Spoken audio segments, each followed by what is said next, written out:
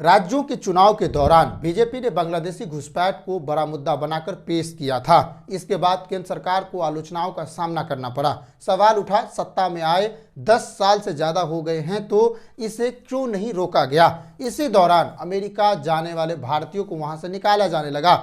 जिनके पास उपयुक्त दस्तावेज नहीं थे उन्हें वापस भारत भेजा गया। इससे भारत में भी एक सख्त कानून बनाने की मांग बढ़ने लगी। आज हम केंद्र सरकार की ओर से पेश किए गए नए बिल पर बात करने जा रहे हैं।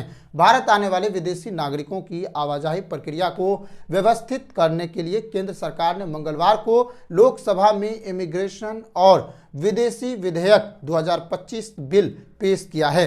इस बिल के मुताबिक यदि कोई गैर कानूनी तरीके से किसी विदेशी को भारत में लाता है या ठहराता है या बसाता है तो उसे 3 साल की जेल या 2 से 5 लाख रुपए तक का जुर्माना या फिर दोनों हो सकता है।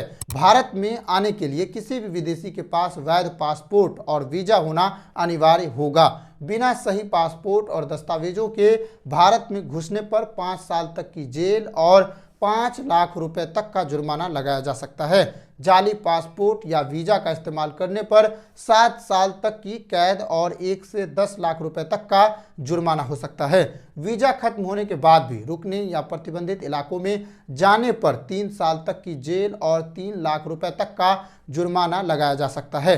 भारत फिजिकल और ई वीजा दोनों तरह की वीजाएं जारी करता है। जापान, दक्षिण कोरिया और यूएई की नागरिकों को वीजा ऑन अराइवल की सुविधा मिलती हैं, लेकिन अलग अलग देशों के लिए अलग अलग वीजा प्रावधान हैं। केंद्रीय गृह मंत्रालय के मुताबिक 1 अप्रैल 2023 से 31 मार्च 2024 के बीच 98.40 लाख से ज्यादा विदेशी टूरिस्ट भारत आए हैं। विपक्षी दलों ने इस बिल का विरोध किया है। इमिग्रेशन और फॉरेनर्स बिल 2025 को लेकर विपक्षी दलों के विरोध में तृणमूल कांग्रेस के सांसद सौगत राय ने कहा कि बिल बाहर से आने वाले प्रतिभाओं का प्रवाह रोक सकता है। इसके जवाब में केंद्रीय गृह राज्य मंत्री नित्यानंद राय ने कहा कि बिल भारत आने से रोकने के लिए नहीं बल्कि जो आए वो भारत के कानून का पालन करे इसके लिए लाया गया है। इस बिल के विरोध में कांग्रेस सांसद मनीष तिवारी ने इसे असंवैधानिक बताया है। उनका कहना है कि यह कानून सरकार की विचारधारा से असहमत लोगों को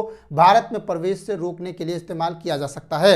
इस बिल के क्या प्रभाव स्थापित होंगे और अवैध प्रवेश पर कितना लगाम लगेगा ये आने वाले दिनों में स्पष्ट होगा। इस बिल के आने से कई पुराने कानून खत्म हो जाएंगे, जिसमें पुराने इमिग्रेशन और फॉरेनर से जुड़े 4 प्रमुख कानून खत्म होंगे।